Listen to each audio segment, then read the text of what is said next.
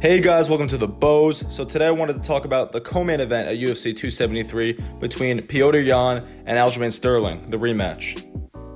So this is the fight we should have gotten pretty soon after the first fight and how that ended, but we're getting it now. So we'll get to see that now, and the bantamweight division can move forward now with the true champion, whoever becomes victorious at the end of this fight. Petr Yan has opened up as like a huge favorite, and I think that kind of makes sense. He was starting to take over that fight as that fight progressed.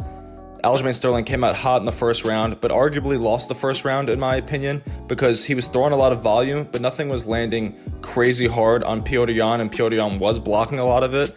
Some of it was getting through, but it wasn't hugely impactful, and then Petr Yan was able to drop Aljamain Sterling at the end of the first round, so I think he actually kind of stole the first round.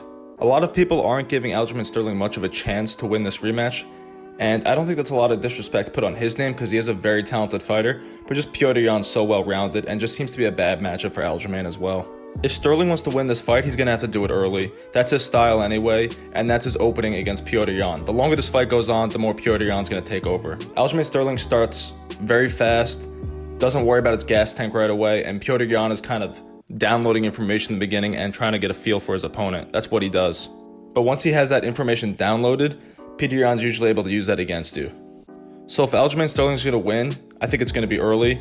It would have to be him getting a knockout with one of those knees coming through or something wild happening in one of the striking exchanges. It won't be with his hands, I don't think, because he doesn't carry that much power in his hands. And also, Petr Yan's a much better boxer compared to Aljamain Sterling, so I don't see anything happening with the boxing. But it would have to be like a crazy knee or something like that, or some crazy technique thrown out there and it just lands well. Or, more realistically, Aljamain Sterling's gonna have to find the back, which he is very good at, and then choke out Petr Yan from the back. Unfortunately for Aljamain Sterling, I think that's highly unlikely. Petr Yan is very technical, very methodical in what he does, very disciplined, and all he has to do, in my opinion, in the first round is let Aljamain blow his wad if that's how he comes out again, like he did in the first fight. Cover up, just don't give up your back, don't do any spinning techniques, keep Aljamain in front of you, and you should be okay if you're Petr Yan. I also don't see Aljamain Sterling being able to take down Petr Yan. Petr Yan's takedown defense is just too good, and even if he is taken down, Petr Yan's just impossible to hold down. He just gets right up. He's got really good technique, he's really strong for someone his size, and he's very impressive in almost every aspect of his game.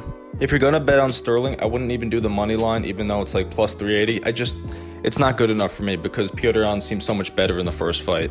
So if you're gonna bet on Aljamain Sterling, I think it's likely gonna be the first round if he does win, because after that, he usually is pretty tired afterwards, and if he tries to pace himself, I think he's gonna get screwed even worse than he was in his first fight. I think he's gonna get battered even worse.